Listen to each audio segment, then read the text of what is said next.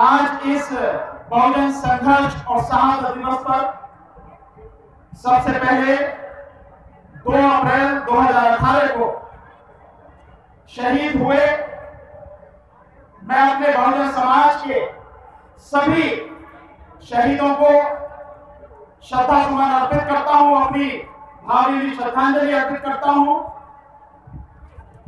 और उसके माध्यम से आपसे कहना चाहता हूं साथियों कि हमारे उन नौजवान साथियों के प्रति हमारी सच्ची श्रद्धांजलि तभी होगी जब उस संघर्ष को जिसके लिए उन्होंने अपने जीवन का बलिदान दिया हम समझें और समझकर लगातार तब तक आगे बढ़ाते रहें, तब तक हम संघर्ष करते रहें जब तक बहुजन समाज को सत्ता हासिल नहीं हो जाती, उसके अधिकार उसे हासिल नहीं हो जाते, उसकी जीवन की सुरक्षा सुनिश्चित नहीं हो जाती।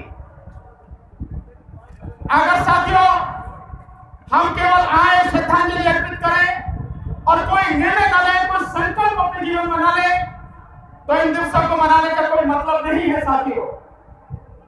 यह संघर्ष हमारे जीवन का हिस्सा बन जाना चाहिए, क्योंकि इस देश में जहां ब्राह्मणवादी व्यवस्था अपने चरम पर इस समय है, वहां हमें बिना संघर्ष के कुछ मिलने वाला नहीं है। और हमारे उसी संघर्ष का नतीजा था कि जो 2 अप्रैल को संघर्ष हुआ, उस संघर्ष के कारण इस देश की ब्राह्मणवादी मानसिकता से पीड़ित सर्वोच्च न्यायालय के निर्णय को इस देश की भारत सरकार ने बदला और जो SC/ST एक्ट सुप्रीम कोर्ट ने खत्म किया था, उसी SC एक्ट को इस देश की सरकार ने दोबारा से उसी रूप में लागू किया।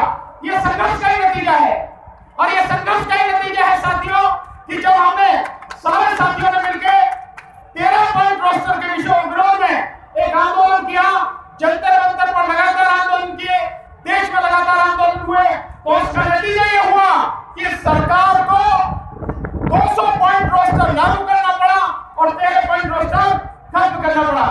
लेकिन साथियों हमारी लड़ाई यहीं पर खत्म नहीं हो जाती है, संघर्ष हमारा बहुत बड़ा है और मैं मानता हूं कि जो संघर्ष हमारा दूसरे से है या बाहर है, उससे बड़ा संघर्ष तो हमारे अपने अंदर है। और अपने अंदर का जो संघर्ष है उसको जरूर हर व्यक्ति को देखना चाहिए, सोचना चाहिए कि क्या हम ईमानदारी से हमारे महापुरुष, हमारे मुक्तिदाता, उनके बताए रास्ते पर चल रहे हैं या आज भी हम उसी ब्राह्मणवादी लकीर को पीस रहे हैं, उसी के चक्कर में पड़े हुए हैं, उसी के जाल में हम चक्रे हुए हैं। यह संघर्ष हमारा उससे भी ज्यादा बड़ा है जो हमें संघर्ष बाहर करना पड़ता है, क्योंकि जब तक हम इस ब्राह्मणवादी व्यवस्था से चुपके रहेंगे और हम पूरी तरह से बात नहीं बनेंगे, ये मान लीजिए कि हम बाबा साहब को मानने वाले ईमानदारी से नहीं है, हम उनको धोखा देने वाले लोग हैं। हम समाज में बदलाव के लिए चाहे जो भी करें, लेकिन अगर ये बदलाव हम लाएंगे अपने अंदर तभी हम कुछ कर पाएंगे साथियों। आज की तारीख में जिस तरह के हालात है और 2019 का इलेक्शन जिस तरह से चल रहा है, इस देश का दुर्भाग्य और बहुजन का तो है ही कि इस देश का चुनाव आयोग जिसे बार-बार रिक्वेस्ट की गई, 21 पार्टियों ने रिक्वेस्ट की, इस देश की सभी जो राजनीतिक पार्टियां हैं, सामाजिक संगठन हैं, उन्होंने भी रिक्वेस्ट की कि ईवीएम से इलेक्शन न कराया जाए, जो भी चुनाव 2019 का हो या उसके बाद हो, वो सारे के सारे बैलेट पेपर से चुनाव कराए जाए।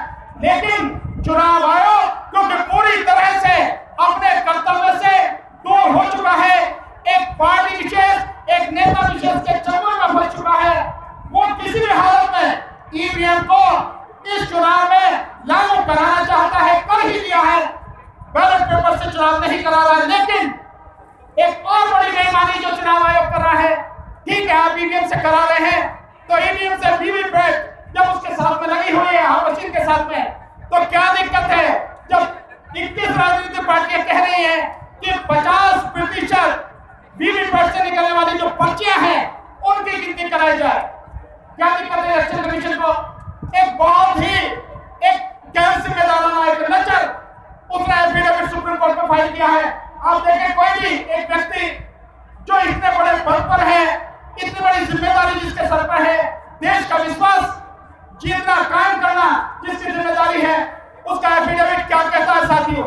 वो कहता है कि अगर वीवीपैट से 50% पर्चियों की गिनती कराई जाएगी तो चुनाव प्रक्रिया में 5 से 6 दिन ज्यादा लग जाएंगे। अरे जरा तुम ये सोचो, तुम्हारी ही प्रक्रिया है जो इस 18 मार्च से शुरू हुई है और 23 मार्च को 24 मार्च को खत्म होगी।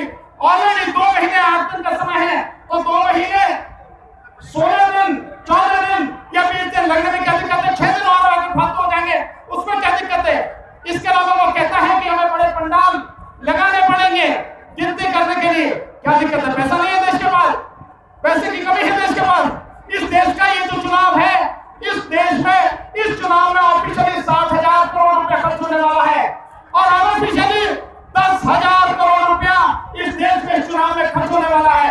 और आप सब जानते हैं कि इस चुनाव में इतना पैसा, 2 नंबर का पैसा कौन खर्च करेगा, कौन सी पार्टी खर्च करेगी, कौन सा संगठन खर्च करेगा, आप सब जानते हैं। जब इतना पैसा खर्च हो सकता है तो बड़े पंडाल की दिक्कत क्या है? ये आदमियों की कमी क्या है?